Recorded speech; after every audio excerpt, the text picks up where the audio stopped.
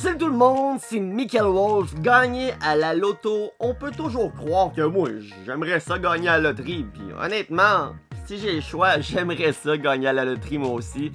Mais pour la plupart des gens qui gagnent, par la suite, ils se rendent compte que finalement, c'est peut-être pas si le fun que ça.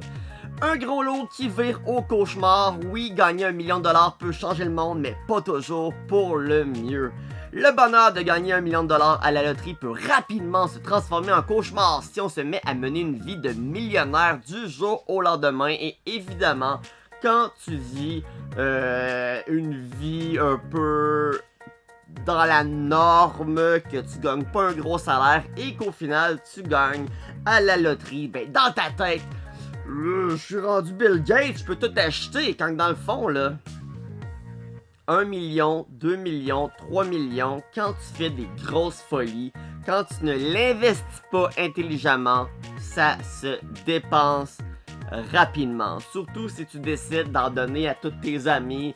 Ah, m'a acheté une maison à lui, m'a acheté une Lamborghini à lui. Ça se dépense vite. 1 ou 2 millions, c'est vite passé de nos jours si on dépense trop ou si on tombe malade, par exemple. Ce qui vient aussi avec un gros lot, ce sont des parents et des amis qui s'attendent à des cadeaux qui ne sont parfois jamais assez gros à leurs yeux. Comme je viens de dire, là. Ben là, tu viens de gagner 1 million, comment ça, tu me donnes juste 20 000? C'est quoi ça, là? Tu pourrais me donner au moins la moitié? What? Selon un recensement effectué par le journal dans ce milieu où personne n'est loquace, je ne connais pas ce mot. Oui, gagner 1 million permet d'avancer des projets de retraite, mais non, il ne permet pas d'éliminer tous ses soucis. Par exemple, une famille de Terrebonne qui a gagné plus d'1 million vit aujourd'hui de l'aide sociale et a accepté de témoigner du danger de tout perdre. Oh mon Dieu. Il y a des gens dans leur vie entière vont travailler au salaire minimum et ne vont jamais avoir eu dans leur vie 1 million. Je parle, ils vont jamais avoir gagné 1 million dans toute leur vie. Puis là, quelqu'un gagne à la loterie, qui gagne plus d'1 million et qui maintenant est rendu sur l'aide sociale. Faut tellement avoir mal géré ça, là. Puis la vérité, c'est que les gens, si t'achètes des billets de loto parfois, c'est correct. C'est correct. Mais le chapeau, si il te fait, si tu ne te sens pas visé, sens-toi pas visé. Si tu te sens visé de ce que je vais dire, c'est de ta faute.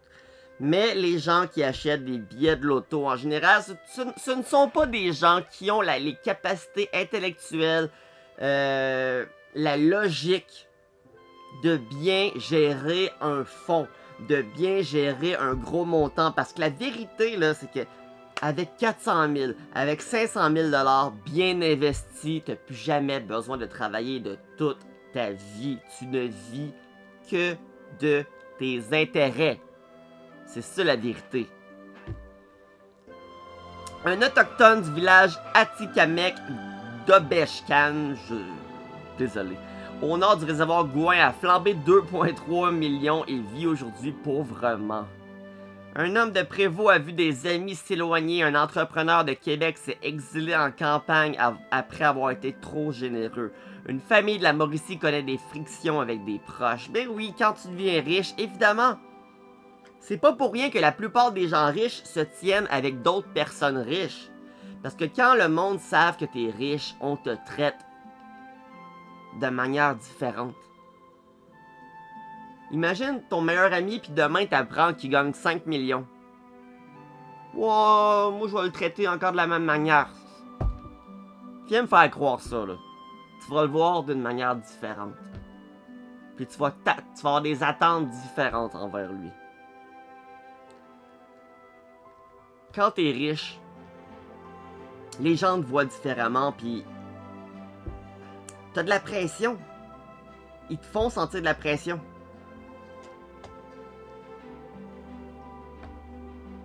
On est à la dérive. Le cas du couple Cloutier de Terrebonne est peut-être le plus triste connu au Québec depuis la célèbre histoire de la famille Lavigueur.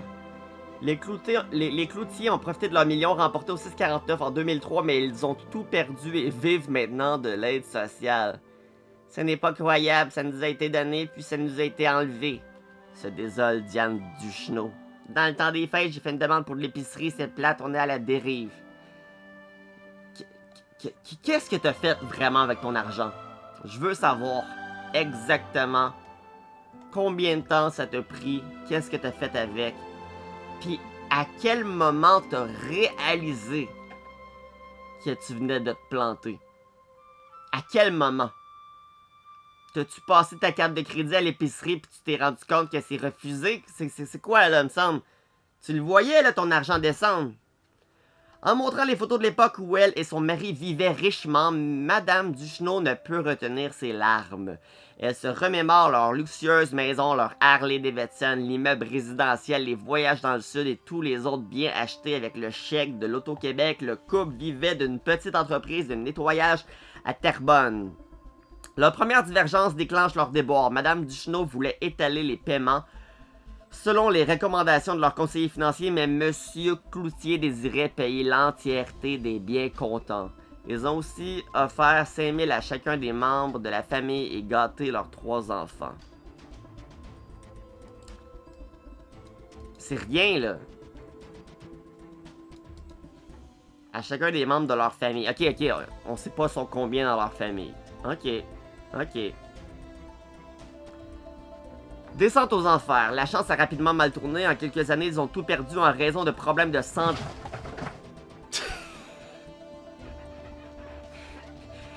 Mon chat Monkey, c'est un petit peu planté. Ça va, Monkey? Il va bien. Le bonheur était beaucoup plus présent avant de remporter le million. Laisse tomber la femme. Son mari a de nouveau contracté une infection à streptocoque. Comme cela avait été le cas avant de remporter le gros lot, il a dû mettre un terme à sa carrière, ce qui a fait basculer les finances de l'entreprise. On s'est endetté, confie-t-il. Elle a tenté de s'occuper de son mari et du commerce, mais en vain. Le couple Coutier... C'est Coutier depuis tantôt, Julie? En tout cas... a alors pigé dans la cagnotte, gagné jusqu'à ce qu'il ne reste plus rien. Ils ont vendu leurs biens, c'est la maison qui a disparu en premier, puis l'entreprise.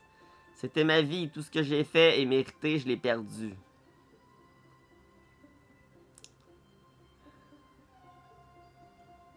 Le malheur, écoute ça, le malheur a séparé les membres du couple, qui sont toutefois revenus ensemble par la suite. Aussi incroyable que cela puisse paraître, les cloutiers fondent encore de l'espoir sur les loteries. Joue chaque semaine 20 piastres. Je sais que je vais gagner.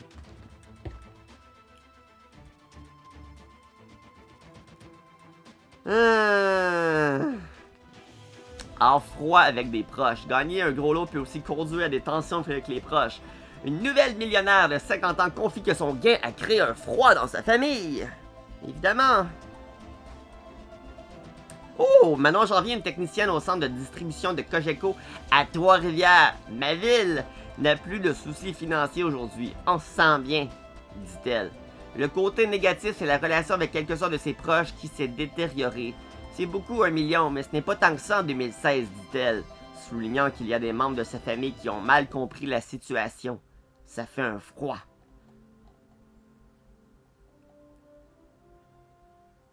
Savoir dire non, ce n'est pas facile. L'Auto-Québec assure qu'elle s'est adaptée afin de protéger les gagnants d'un potentiel désastre financier et psychologique. Elle a ajouté des références de psychologues pour aider ceux qui ont de la difficulté à gérer leurs gains. Sérieusement, si tu gagnes à la loterie un jour, première chose que tu dois faire, c'est d'investir au moins 500 000. Investis 500 000 et ne lui touche jamais. Si jamais tu fais le con, là, au moins tu vas avoir ça qui va te rester.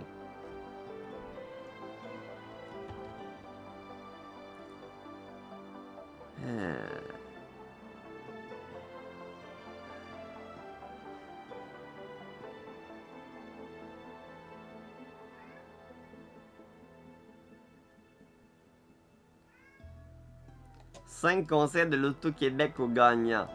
Utiliser prudemment les réseaux sociaux, prendre son temps, rencontrer un conseiller financier. Placer les gains! Placer les gains! Consulter un psychologue au besoin. Là, tu peux pas dire que tu peux pas te l'offrir, là. Hey!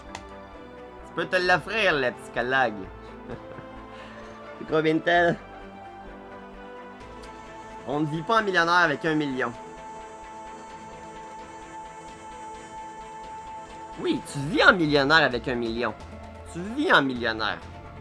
Mais pendant combien de temps? C'est ça la question. Bon, ben si t'as écouté jusqu'ici, oublie pas de laisser un like, abonne-toi à la chaîne si c'est pas déjà fait, et moi je vous dis à la prochaine.